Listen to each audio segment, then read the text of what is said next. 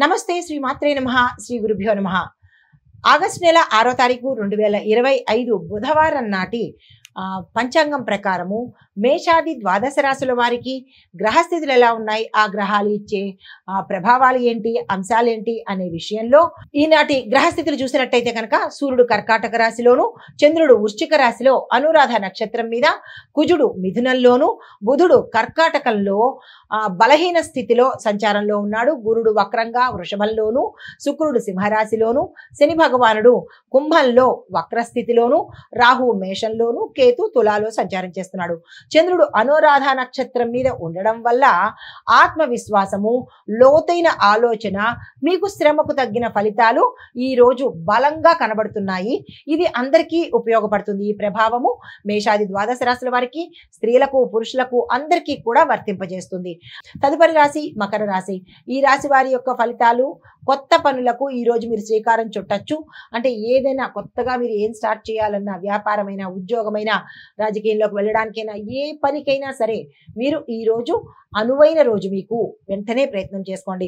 స్నేహితులతో కలిసి కొన్ని పనులను సక్సెస్ సాధిస్తారు. కుటుంబంలో శుభవార్తలు వింటారు. భవిష్యత్తు కోసము మీరు ఏ ప్రణాళికలు వేసుకోవాలన్నా ఈ రోజు వేసుకున్నట్టయితే ఉత్తరోత్తర వాటి వల్ల మీకు లాభం వచ్చే అవకాశం కనబడుతోంది. మీకు చెప్పదగిన పరిహారము శనిగ్రహ దోష నివారణ కోసము నల్ల వస్త్రాన్ని ధరించి ఏ పనైనా చేసుకోండి. దాంతో పాటుగా నల్లని వస్త్రాన్ని దానంగా ఇచ్చుకున్నట్టయితే కనుక మంచి ఫలితాలు పొందుతారు. తదుపరి రాశి కుంభరాశి. ఈ రాశి వారికి వృత్తిపరంగా నిర్లక్ష్యం మంచిది కాదు.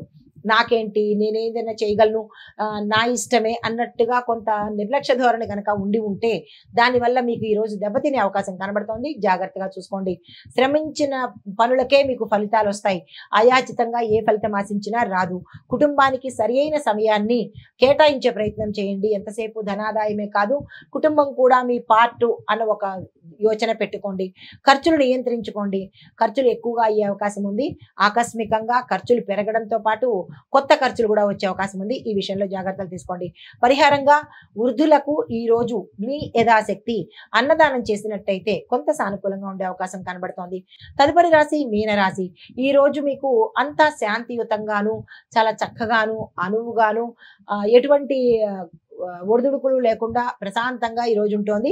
శరీరంలో ఆరోగ్యం మెరుగ్గా ఉంటుంది. దీంతో పాటు అనుకూలమైన వాతావరణం, మీరు ఎక్కడుంటే అక్కడ అనుకూలమైన వాతావరణం ఈ రోజు మీకు కలగబోతోంది.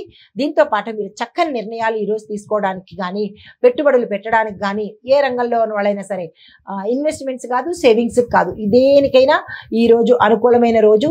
నూతన ఆలోచనలకు కూడా ప్రోత్సాహంగా ఉండబోతోంది.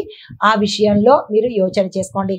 మీకు చెప్పదగిన పరిహారము గురువారం రోజు గురు సంబంధిత ఆలయ దర్శనం చేసుకోవడంతో పాటు ఏదైనా ఒక వస్తువుని, పసుపు రంగు వస్తువుని కానీ, లేదా పసుపు వస్త్రాన్ని కానీ దానంగా ఇచ్చుకున్నట్టయితే సానుకూలమైన ఫలితాలు పొందుతారు.